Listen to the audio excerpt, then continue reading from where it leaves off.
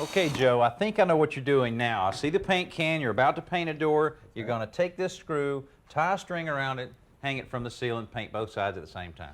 Wrong. Oh. But you're close. I am painting the door. But as you know, the easiest way to paint a door is to take it down off the hinges and lay it on a horizontal surface. The problem is you can usually only paint one side, and you have to wait for it to dry and then paint the other side. Right. I've got a tip here to show you how you can paint both sides of the door in the same afternoon. You don't have to wait for one side to dry. Okay. So what I did is I put one screw in the center of the door on this end, and on that end I did the same thing but with two screws. So give me a hand here. First, let's slide this out and rest the door. Okay, I'm getting it now. Got it? Okay, rest it on the screw. Then we'll come down here.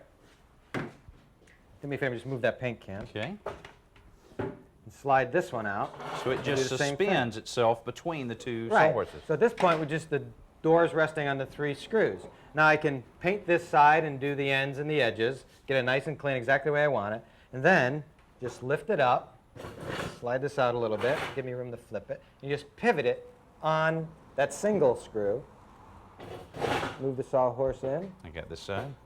Set it down. Okay. Now, while that side's drying, you can go right ahead and paint this side. And I guess then, if you wanted to, after it dried, you could actually leave the screws in and maybe stack that up against a wall, and it'll keep it from hitting the floor or the wall itself with the other screw. Absolutely.